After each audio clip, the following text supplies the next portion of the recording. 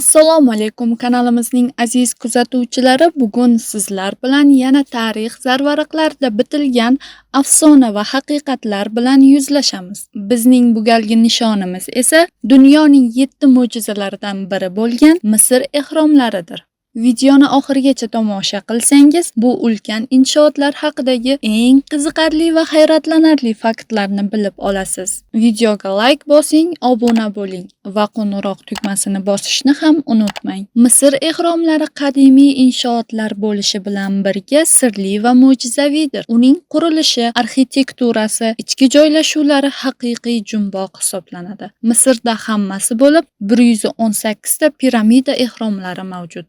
Dunyoning 7 mo'jizalaridan biri hisoblangan Misr ehromlarining ba'zilari bilan tanishishingiz mumkin. Hozirgi kungacha saqlanib qolgan Giza platosidagi 3 ta piramida Xeops, Xafra va Minkaura Orion yulduzlar turkumidagi yulduzlar joylashuviga to'g'ri keladi. Qadimgi misrliklar uchun bu Asirus tangrisining osmondagi belgisi bo'lgan. Piramidalar qurilgan joyi, burchagi va soyasi yordamida qadimgi misrliklar kalendarga o'xshash tizim yaratgan. Ro'yxatni birinchi bo'lib mashhurligi bilan butun dunyoga nom taratgan buyuk Xeops ehromi ochib beradi. Aynan mana shu ehrom barcha Misr ehromlarining yuzi hisoblanadi va kattaligi bilan ajralib turadi. Bu haqda ko'plab afsona va jumboqlar mavjud. Ushbu piramidaning qurilishiga naqd 20 yil sarflanib, eramizdan avvalgi 2560-yilda qurib bitkazilgan.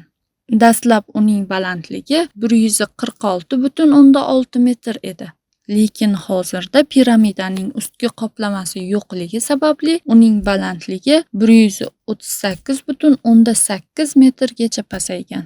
Ro'yxatning ikkinchi o'rnida Xeopsning o'g'li Xefrenning ehromi turadi. U Xeops ehromidan baland ko'rinadi. Aslini olganda esa unday emas. Uning haqiqiy balandligi 136,4 metrga teng. Xefren ehromining yaqinida buyuk Sfinks joylashgan. Ushbu monument qoyalarga o'yib tasvirlangan.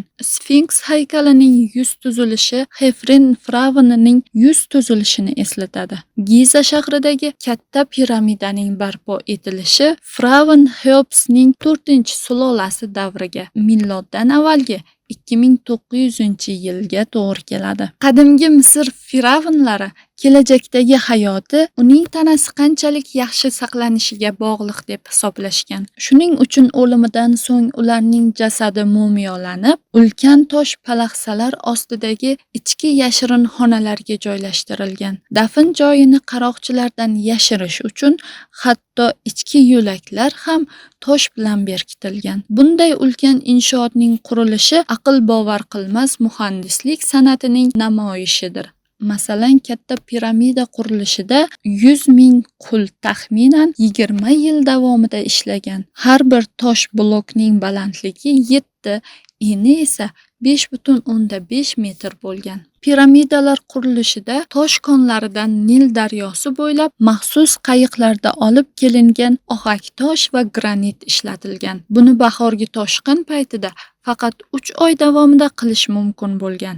Ya'ni qurilish uchun zarur bo'lgan plitalarni olib kelish uchun 20 yil ichida 500 ming bor shunday qatnovni amalga oshirish kerak edi. Qayiqlardagi bloklar esa tosh yotqizilgan yo'l orqali piramida bilan to'g'ridan-to'g'ri bog'langan maxsus platformaga joylashtirilgan. Keyin har biri 2 tonnaga yaqin og'irlikdagi bloklar bir guruh qullar tomonidan maxsus chanalarga ortilgan.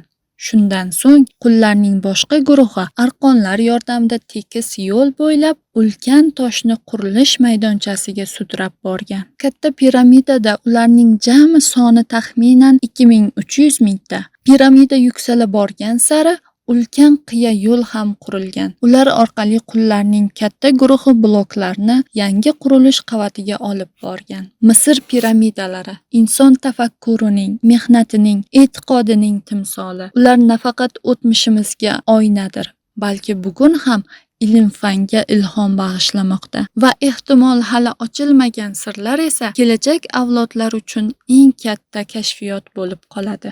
2016-yilda olimlar buyuk Xeops ehromida ilgari noma'lum katta bo'shliqni topishdi. U 30 metr uzunlikda va ehromning yuqori qismida joylashgan. Shu paytgacha bu bo'shliqning maqsadi noma'lum. Kim biladi, balki bu bo'shliq ehromning ichidagi sirlarni ochadigan kalitdir. Ehromlar va suv yo'llari nazariyasi. Ba'zi ilmiy tadqiqotlar ehromlarni qurishda tosh bloklarni quruq yo'l bilan emas, balki suv yo'llari orqali kelishgan degan fikrni ilgari surishadi. Giza platosi yaqinida suv kanallari borligi haqida dalillar mavjud. Bu nazariyaga ko'ra, ular katta tosh bloklarni suvda suzdirib, kerakli joyga yetkazishgan. Bu hozirgacha ko'pchilik uchun sir bo'lib qolmoqda. Ehromlar va Sirius yulduzi aloqasi.